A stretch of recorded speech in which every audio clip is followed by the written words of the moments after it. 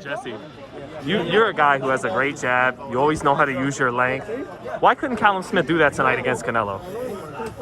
I think it's just the timing was off. You know, timing and the distance. You know, he couldn't find the distance to connect on Canelo. Canelo, you got to give him credit, man. He just showed greatness tonight. He showed that he's capable of so much more. And, man, I'm impressed. I'm impressed by what Canelo did. I did think that, you know, he could have come out victorious. But I thought it was going to be a tough fight. But, you know, he went against the best in the 168-pound division. But we'll see what's next for Canelo. Is this the most impressive you've ever thought he's looked? I know you covered a few fights of his ringside. Yeah, definitely. Yeah. The most impressive besides the Kovalev fight, but I'd say this one here is the most impressive to me because he was able to control distance, timing, power, speed, you know, and well-placed shots.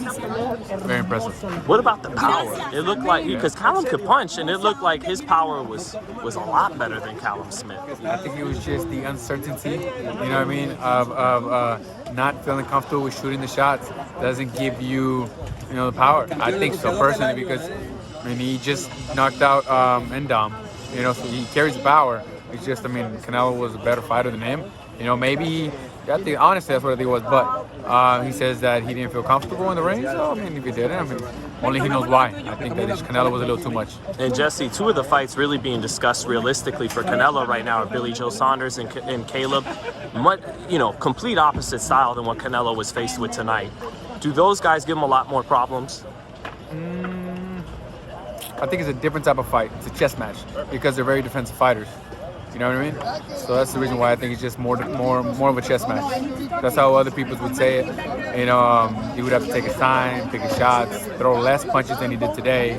You know, because these are fighters who just look to counterpunch any mistake, make it.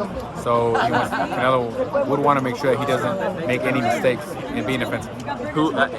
You know, when you're pound for pound number one, you're basically always going to be the favorite. But who out of Plant, Charlo, Saunders, Benavidez, who are these guys you give the best chance to beat Canelo? Andrade. Okay. I think Andrade gives him a tough fight just because of all of his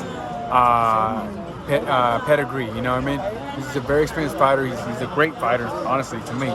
And I think that he can give him a lot of trouble. But, you know, only time will tell. Canelo is definitely one of the greats. And I think he's going to continue to show and prove who he is and what he's about.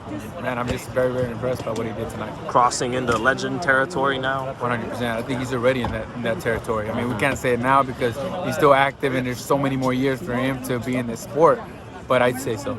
Thanks so much, Jesse. And for everyone listening in Spanish tonight, I know you got a hell of a broadcast with Jesse. Honestly, man, we gave you authenticity to the end. You know what I mean? And hope you liked it. Keep in mind, I come back in February. You know what I mean? We're trying to negotiate the next fight now, but it looks like it's going to be in February. Hope you enjoy it. And stay tuned. Follow me on Instagram, Jessie Vargas _. I appreciate all the support you give me.